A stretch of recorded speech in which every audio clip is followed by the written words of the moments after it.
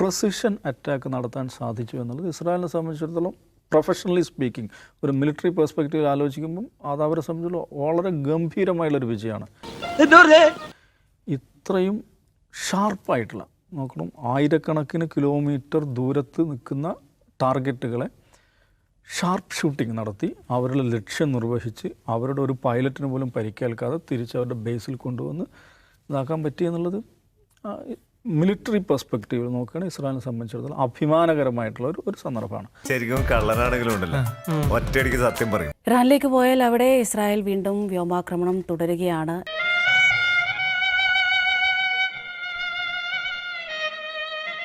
Dawood sir, എന്താണ് ഇനി ഇറാന് മുന്നിലുള്ളത്?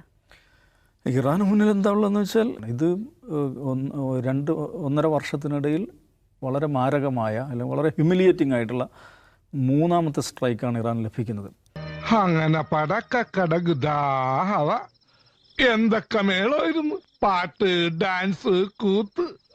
എനിക്കപ്പോഴേ തോന്നി ഒരൊറ്റ ആക്രമണത്തിൽ അവരുടെ മിലിറ്ററി ടോപ്പ് ബ്രാസ് ഏറ്റവും പ്രധാനപ്പെട്ട ആളുകളെ ഏതാണ്ട് 20ഓളം ആളുകളെ, അതിൽ തന്നെ army chief commander, coordination centre എന്ന് പറയുന്ന അവിടുത്തെ സെൻറ്റ്കോം ഉണ്ട്, അതിൻ്റെ ചീഫ്, അതേപോലെ അവിടുത്തെ ഏറ്റവും പ്രധാനപ്പെട്ട ന്യൂക്ലിയർ സയൻറ്റിസ്റ്റുകൾ, അവരുടെ എയർ ഡിഫൻസ് സിസ്റ്റം, നഥാൻസിൽ പ്രവർത്തിക്കുന്ന അവരുടെ ന്യൂക്ലിയർ എൻറിച്ച്മെൻറ്റ് സെൻറ്റർ, ഇതിനകത്തൊക്കെ ഒരൊറ്റ രാത്രി കൊണ്ട് ഒരേ സമയം പ്രസിഷൻ അറ്റാക്ക് നടത്താൻ സാധിച്ചു എന്നുള്ളത് ഇസ്രായേലിനെ സംബന്ധിച്ചിടത്തോളം പ്രൊഫഷണലി സ്പീക്കിംഗ് ഒരു മിലിറ്ററി പെർസ്പെക്റ്റീവിൽ ആലോചിക്കുമ്പം അത് അവരെ സംബന്ധിച്ചിടത്തോളം വളരെ ഗംഭീരമായുള്ളൊരു വിജയമാണ്.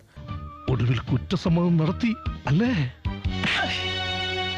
ഇസ്രായേലിന് ഇതെങ്ങനെ സാധിച്ചു എന്ന് വെച്ചാൽ ഇസ്രായേലിനെ സംബന്ധിച്ചിടത്തോളം അവരുടെ സ്പൈ നെറ്റ്വർക്ക് എന്നുള്ളത് നമുക്കറിയാവുന്നതാണ്. മൊസാദിൻ്റെ ഒരു ഓപ്പറേഷണൽ ടാക്ടിക്സ് എന്ന് പറയുന്നത്.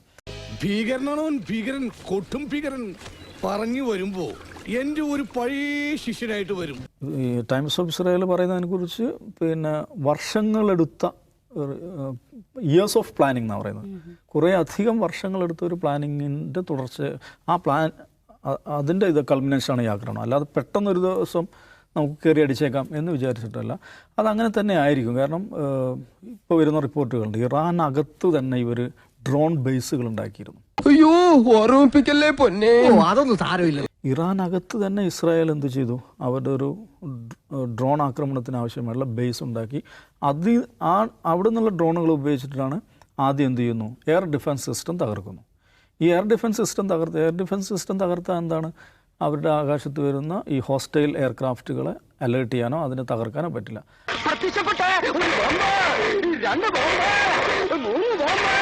ഇറാനകത്തുള്ള ഡ്രോണുകളെ ഉപയോഗിച്ച് എയർ ഡിഫൻസ് സിസ്റ്റം തകർക്കുന്നു, എന്നതിന് ശേഷം എയർക്രാഫ്റ്റുകൾ അയക്കുന്നു, ഈ പ്രസിഷൻ അറ്റാക്ക് നടത്തുന്നു.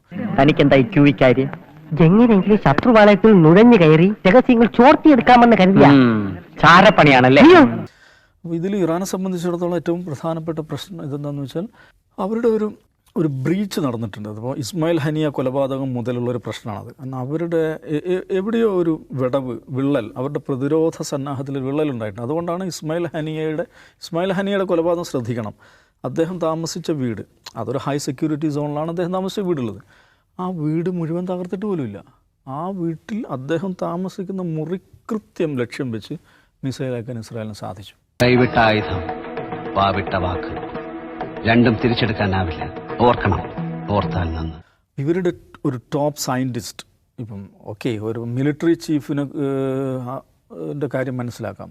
അവരൊരു ന്യൂക്ലിയർ സയൻറ്റിസ്റ്റ് ആരാണ്, അവരുടെ ന്യൂക്ലിയർ പ്രോഗ്രാമിന് ലീഡ് ചെയ്യുന്ന കക്ഷികൾ ആരൊക്കെയാണ്, അവർ എവിടെയൊക്കെയാണ് താമസിക്കുന്നത് എന്ന് കൃത്യം മനസ്സിലാക്കി ഈ പ്രസിഷൻ അറ്റാക്ക് നടത്താൻ സാധിക്കുന്നുണ്ടെങ്കിൽ അതിൻ്റെ അർത്ഥം എന്താണ്, ഇവരുടെ സ്പൈ നെറ്റ്വർക്ക് അത്രയും ഗംഭീരമായി ഇപ്പോഴും ഇൻടാക്റ്റായി ഇറാനകത്ത്, ടെഹ്റാനകത്ത് ഇവരുടെ ഹൈ സെക്യൂരിറ്റി സോണിൽ പോലും വർക്ക് ചെയ്യുന്നതാണ്. ഇതാണ് ഇറാനെ സംബന്ധിച്ചത് ഏറ്റവും അലാമിംഗ് ആയിട്ടുള്ള കാര്യം. അല്ലാതെ ആളുകൾ കൊല്ലപ്പെട്ടു അല്ലെങ്കിൽ എന്നല്ല. ഇത് എവിടെയാണ് ഈ ലീക്കേജ് എന്ന് ഇതുവരെ അത് ഐഡൻറ്റിഫൈ ചെയ്യാനോ അത് അടക്കുവാനോ ഇറാന് സാധിച്ചില്ലെന്നാണ് മനസ്സിലാക്കുന്നത്. നന്ന ചുരുങ്ങിയത് ഇസ്മായിൽ ഹനിയയുടെ കൊലപാതകത്തിന് ശേഷമെങ്കിലും അത് മനസ്സിലാക്കേണ്ടതായിരുന്നു. കാരണം അവരുടെ ഒരു ഹൈ സെക്യൂരിറ്റി സോണിൽ അവരുടെ ഒരു ഗസ്റ്റിനെയാണ് കൊന്നിരിക്കുന്നത്. അതെ, ഞാൻ വേണ്ട എന്ന് പറഞ്ഞത് അവനെ തല്ലണ്ടെന്നല്ല, അവന്റെ കയ്യിൽ നിന്ന് തല്ല് കൊള്ളണ്ടാന്നാ പറഞ്ഞത്. അത് വളരെ ഗുരുതരമായൊരു സാഹചര്യമാണ്. അപ്പോൾ അതുകൊണ്ട് ഇറാൻ അത്ര എളുപ്പമായിരിക്കില്ല ഇതിനെ മറികടക്കാൻ. തിരിച്ചടിയായി മുന്നോട്ട് പോകുന്ന ഇറാൻ പറയുമ്പോഴും എത്ര നാൾ ഇറാന് പിടിച്ചു നിൽക്കാൻ പറ്റും? അതിനുള്ള ഒരു സാമ്പത്തിക ശേഷി, ഒരു സൈനിക ശേഷി, ഒരു ആയുധശേഷി അതൊക്കെ എനിക്ക് തോന്നുന്നില്ല ഇറാൻ ഒരു മാരകമായ തിരിച്ചടിക്ക് കോപ്പ് കൂട്ടുകയാണെന്ന് തോന്നുന്നില്ല. കാരണം ഇറാൻ എല്ലാ അർത്ഥത്തിലും ദുർബലമായി നിൽക്കുകയാണ്. എന്തുകൊണ്ടാണ് ഇപ്പോൾ ഇസ്രായേൽ ആക്രമിക്കുന്നത്? ഇസ്രായേലിന് ദീർഘകാലത്തെ ഒരു പ്രയത്നവും ആലോചനയും കണക്കൂട്ടലിനും ശേഷമാണ് ഇപ്പോൾ ആക്രമിക്കുന്നത് പറയുമ്പോഴും അവർ ഓൾ സെറ്റാണ് ആക്രമിക്കാൻ. ഏറ്റവും റൈറ്റ് ടൈം ഇപ്പോഴാണ് വന്നത്. എന്ന് വെച്ചാൽ അവരെന്താണ് അമേരിക്കയായിട്ടുള്ള കമ്മ്യൂണിക്കേഷനിൽ ഇപ്പം വിദേശ മാധ്യമങ്ങൾ പലതിൻ്റെ ലേഖനങ്ങളിൽ പറയുന്നത് അമേരിക്കയായിട്ടുള്ള കമ്മ്യൂണിക്കേഷനിൽ അവർ പറയുന്നത് അമേരിക്ക ഇതിനോടത്ത് ഫിസിക്കലി ഓർ ഫിനാൻഷ്യലി ഞങ്ങളിതിനകത്ത് ഇൻവോൾവ് ചെയ്യാൻ വരുന്നില്ല. നിങ്ങൾ അടിക്കാൻ പോകണം, അറിയോ ഓക്കെ, നിങ്ങൾ അടിക്കാൻ ഓക്കെയാണോ? അപ്പോൾ അവർ പറഞ്ഞത് ഇറാൻ സമ്പൂർണ്ണമായും ദുർബലമാണ്, ഇപ്പോൾ ആക്രമിച്ചാൽ അപ്പോൾ അമേരിക്കയുടെ കൺസേൺ അതൊരു വലിയ യുദ്ധമായി വികസിക്കുമോ, ഇറാൻ ഭയങ്കരമായി തിരിച്ചടിക്കുമോ, ഇറാൻ്റെ കയ്യിൽ ഒരുപാട് വെപ്പൺസും വലിയ മിലിറ്ററി സംവിധാനമുണ്ട്. അപ്പോൾ ഇസ്രായേലിൻ്റെ കോൺഫിഡൻസ് എന്താണെന്ന് വെച്ചാൽ ഇറാൻ്റെ കയ്യിൽ ഒന്നുമില്ല. നിങ്ങൾ വിചാരിക്കും ഒന്നുമില്ല മീൻസ് ഉണ്ട് സംഗതികൾ, പക്ഷേ അടിക്കാൻ ഒരു ഫുൾ ഫ്ലെഡ്ജ് വാർ ഓപ്പൺ ചെയ്യാൻ കഴിയുന്ന സാഹചര്യം അവിടെയില്ല.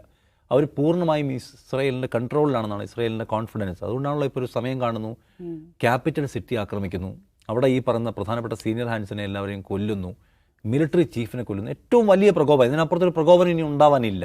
പക്ഷേ തിരിച്ചടിക്കാൻ ഇപ്പോഴും ഇസ്രായേൽ ഇറാൻ കുറച്ച് ഡ്രോൺ തിരിച്ചയച്ചെന്ന് വെച്ചാൽ ഒരു മാരകമായ പ്രത്യാക്രമണത്തിലേക്ക് അവർ പോയിട്ടില്ല. അതിനർത്ഥം നിങ്ങളുടെ ഹീറോ തോറ്റെന്നാണോ?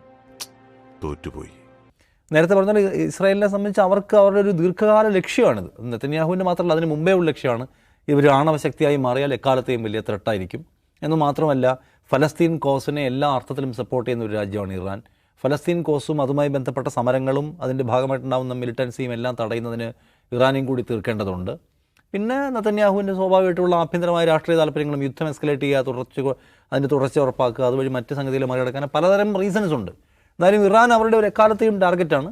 അത് അവർ ഇപ്പോൾ റൈറ്റ് ടൈമാണെന്ന് കണ്ട് ആക്രമിക്കുകയാണ്. തിരിച്ചടിക്കുമെന്ന് ചോദിച്ചാൽ നമ്മളിപ്പോൾ കാണുന്നത് ഇപ്പോൾ ഇറാൻ്റെയിൽ ഇപ്പം അൽ ജസീറ ഒക്കെ അവരുടെ അങ്ങോട്ടും ഇങ്ങോട്ടുള്ള മിലിറ്ററി സ്ട്രെങ്ത് പ്രസിദ്ധീകരിച്ചിട്ടുണ്ട്. അങ്ങനെ നമുക്ക് നോക്കുമ്പോൾ മിലിറ്ററി പേഴ്സണൽസിൻ്റെ എണ്ണം, വിമാനങ്ങൾ, കപ്പലുകൾ, അന്തർവാഹിനികൾ, ഇതിൻ്റെയൊക്കെ എണ്ണം എടുത്താൽ ഇസ്രായേലും ഇറാനും തമ്മിൽ എണ്ണത്തിലൊന്നും വലിയ വ്യത്യാസമൊന്നുമില്ല. വേറെ ലെവലാടാ നീ. അനാവശ്യമായി എന്നെ പ്രോത്സാഹിപ്പിച്ച് പല തവണ കുഴി ചാടിച്ചിട്ടുള്ളവനാണ് നീ. നിനക്ക് ആത്മവിശ്വാസം തരുന്നത് എന്റെ തെറ്റല്ലേ? എടാ, കഴിവില്ലാത്തവനോട് കഴിവില്ല എന്ന് തുറന്നു പറഞ്ഞവനാണ് യഥാർത്ഥ സുഹൃത്ത്. ഏത് യുദ്ധവും നടത്തുന്നതിന് പ്രധാനമായി വേണ്ടതാണ് വെപ്പൺസ് മാത്രം പോരാ, പൈസ അതുപോലെ വേണം. ഇന്ത്യയും പാകിസ്ഥാനും തമ്മിലുള്ള മിലിറ്ററി കോൺഫ്ലിക്റ്റ് രണ്ടുപേരും വളരെ പെട്ടെന്ന് അവസാനിപ്പിച്ചതിൻ്റെ റീസൺസിലൊന്നും എന്താണ്? ഇഷ്ടംപോലെ ആയുധമുണ്ട്, എടുത്ത് പ്രയോഗിക്കാന്ന് വെച്ചാൽ അത് ഉണ്ടാക്കുന്ന ഇപ്പം തന്നെ 10% ഇൻ്റർനാഷണൽ മാർക്കറ്റിൽ ക്രൂഡിന് വില കൂടി. 10% കൂടുകയെന്ന് വെച്ചാൽ ചില്ലറയാണ്, ഒറ്റ ദിവസം കൊണ്ടാണ്. ഇത് എസ്കലേറ്റ് ചെയ്യുകയാണെങ്കിൽ പിന്നെയും കൂടും, അത് ലോകത്ത് മുഴുവൻ ബാധിക്കും. അപ്പോൾ ചെറിയ കാര്യമല്ല, അത് ഉണ്ടാക്കാൻ പോകുന്ന ഇമ്പാക്റ്റ് ഭയങ്കരമാണ്. അതുകൊണ്ട് അതിൻ്റെ യുദ്ധത്തിൻ്റെ ചിലവും അത്രയും വലുതാണ്.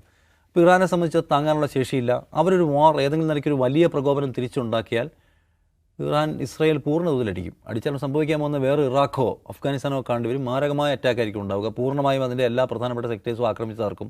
ലോകം അതും കണ്ടു നിൽക്കും. ചെറിയ വട കൊടുത്ത് വലിയ വട വാങ്ങിച്ചു.